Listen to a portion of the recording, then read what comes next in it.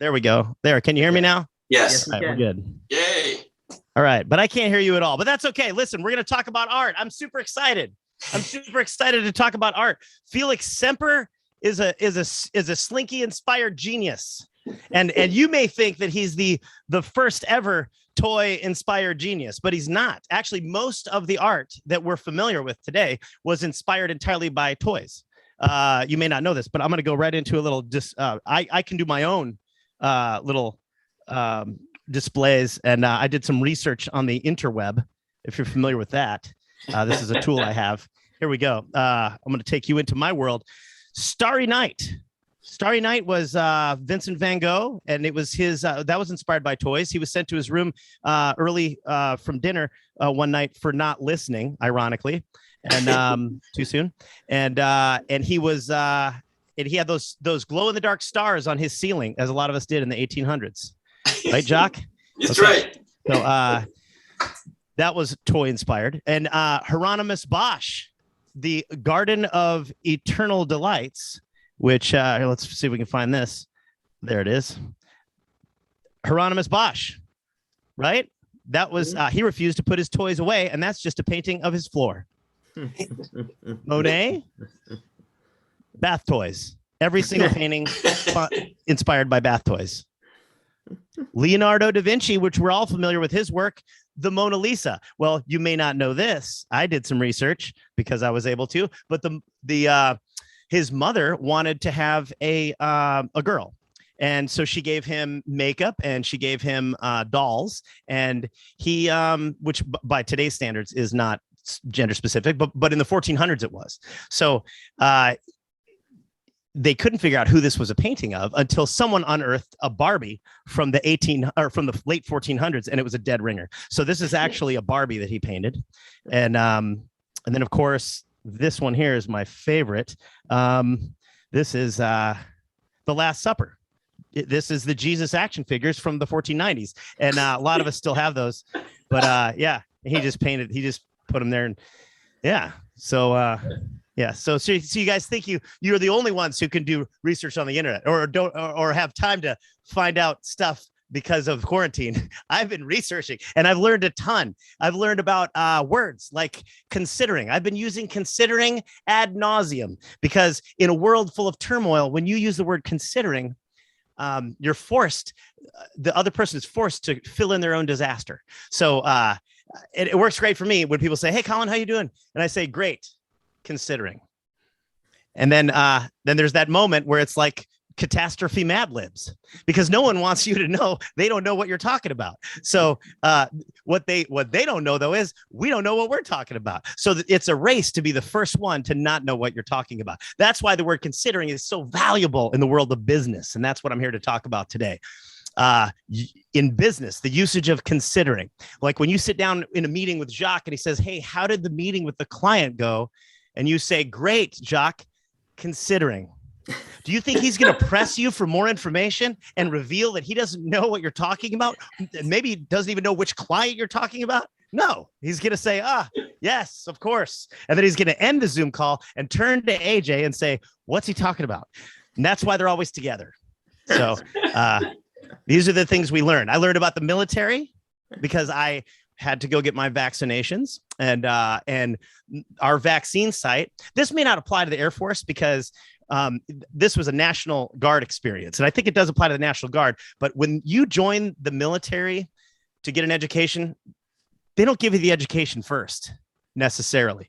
Because when I showed up to get my vaccine, my wife and I were at Gulfstream in Savannah, and it was run by the National Guard. And the guy who ran the line for us, which had come straight from the recruiting office to full duty in a uniform, carrying a clipboard, running a line full of people at a mass vaccination site. And I'm talking 20 minutes into recruiting. So he's standing there, and we pull up, and I say, "How are you doing?" And he says, "Great, considering." And then my wife says, so what do we do next? And he says, "You're getting the Vaza vaccine today, the Vaza vaccine." And I go, "Wait, what is the Vaza vaccine?" And he goes, "That's just one we're given." So I go, "Okay, cool," because I'm an idiot. And my wife says, no, wait a second. I've never heard of the Vaza vaccine. And he says, well, that's the one we're given. And so she starts trying to narrow it down. She says, is it one shot or two? And he says, no, it's just one. So she goes, oh, okay. Well, it's not Moderna and it's not Johnson & Johnson, but it's a one shot. And he goes, yeah. And then 21 days later, we give you another one shot. And she goes, wait, that's two. And he goes, no, it's just one. And then 21 days from now, you'll get another one. So it's just two ones. So she says, oh, is it Pfizer? And he goes, oh, man, I've been trying to get that right all day. That means that 150 people ahead of us in line just were cool with not knowing the brand of the vaccine they're going to get shot up with. They're like, no, it's cool. Yeah, no, it's cool, man. I'm a Gulfstream. I got me they're probably still bragging about it at crab eating parties or whatever they have here in the low country. I got that good one. Fella got kicked by a mule. I got the Gulfstream. It's from space. Gulfstream did it. It's the Vaza. It's real good. I'm protected from the Delta and the Epsilon Pi Lambda or whatever. I don't care which variant because I got me that good stuff.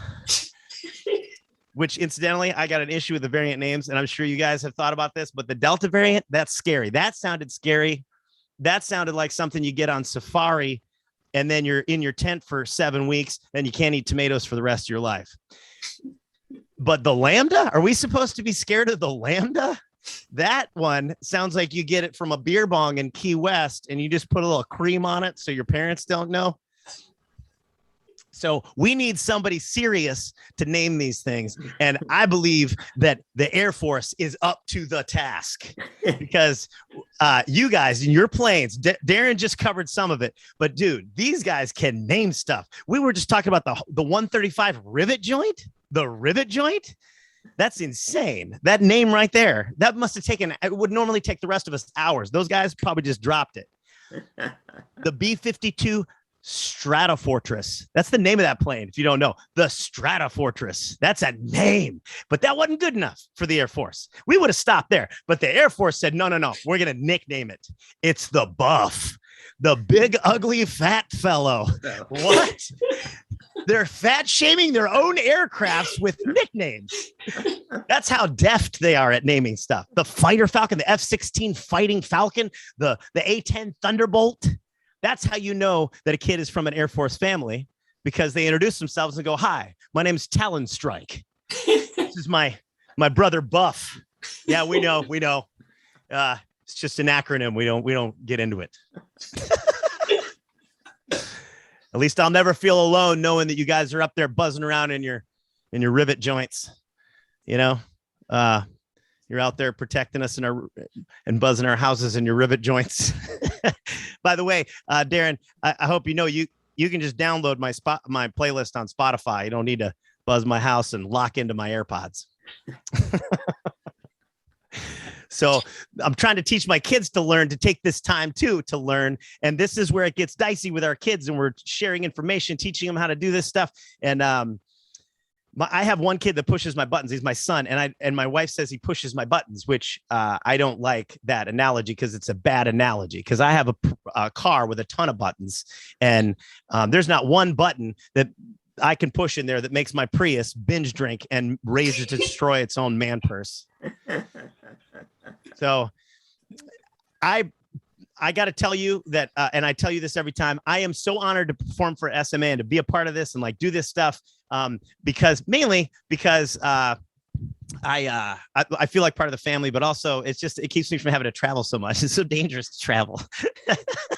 But also, was anybody else not surprised that AJ is a rap fan? Because I always feel like he's humming some rap tune in his head, like Boys in the Hood or something when I'm talking to him, or like, Humpty Dance or something. Don't you feel like that's going on in the back of his head?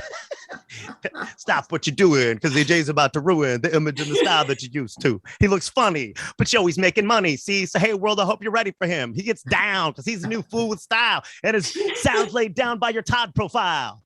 He'll drink the bottle of Tang that you got on your desk. So just let him introduce himself. His name is AJ, pronounced with an AJ.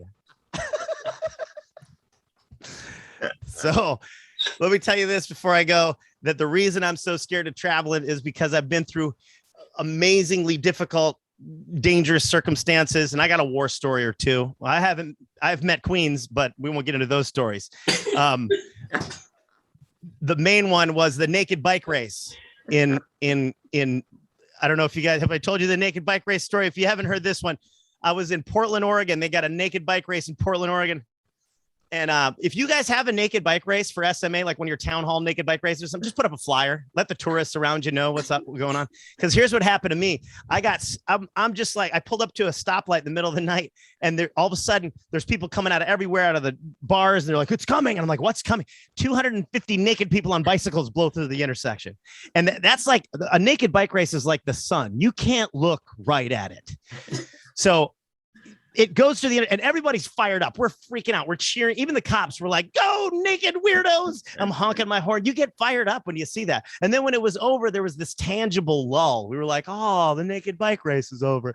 So we were just sad, because like, what's going to follow a naked bike race? Nothing. I mean, I got nothing. Now I got no plans, right? I got definitely not buying a bike at a garage sale tomorrow. Otherwise, I got nothing. Thanks, naked bike race. So a minute and a half after that, I saw the most awkward thing I've ever seen in my life. A naked bike race straggler. That is no longer a celebration, my friends. That is one creepy naked weirdo on a bicycle with a bad watch who was stuck at a stoplight and consequently arrested for nudity a minute and a half after 200 people were naked in the same place. So comedy is a lot like nudity. It's all about the timing, which we've learned here today because of my camera. Thank you guys so much. I love you. And you're always the best. I can't hear you right now, but it looks like you're having a blast. See you later.